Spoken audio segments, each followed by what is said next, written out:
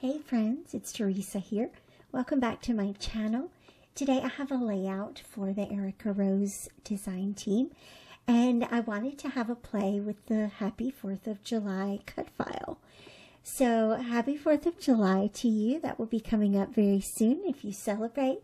I hope that you have a great time celebrating our nation's freedom.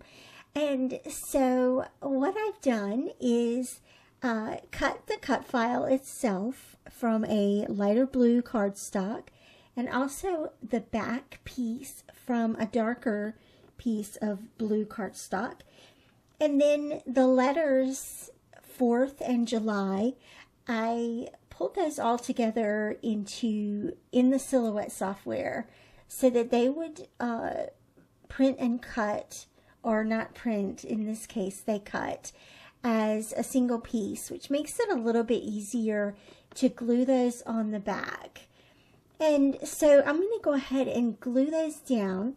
The pattern papers I'm using today, the little lobster paper, which I'm using the B side of, which is the polka dot, that is from Pebbles Summertime collection. And then the background paper is this beautiful blue and red plaid, which feels like Grandpa's summer shirt to me.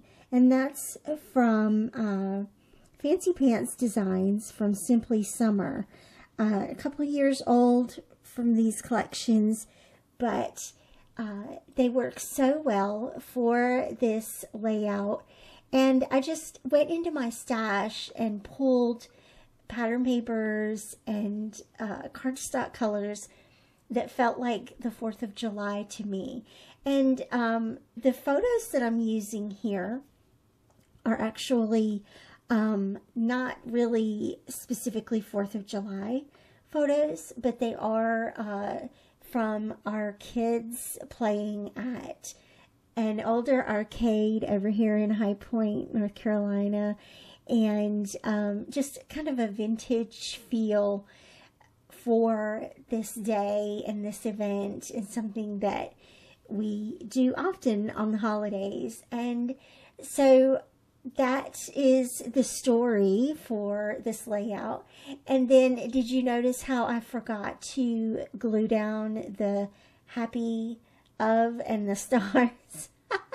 So I went back and glued those down using the Tombow mono adhesive.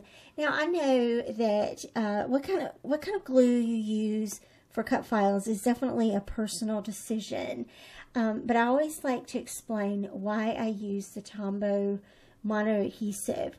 One, I feel like it gives a very secure adhesive.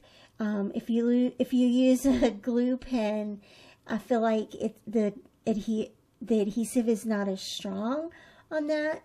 And I also feel like using a glue pen hurts my hands. And so if you struggle with arthritis in your hands, or any kind of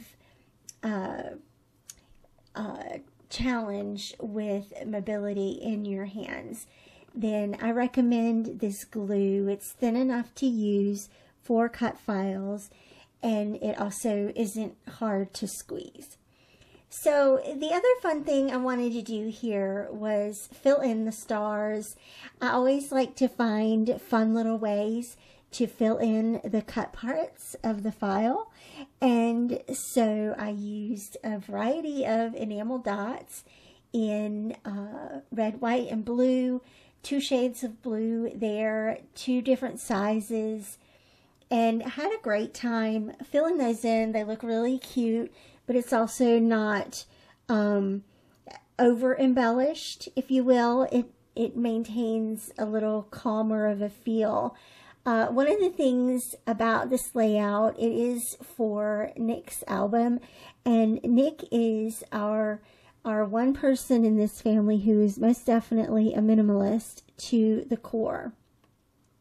And so I try to keep that in mind when I'm creating layouts for his albums, that now that he's older and I know this about his personality, I can reflect that a little bit in his layouts.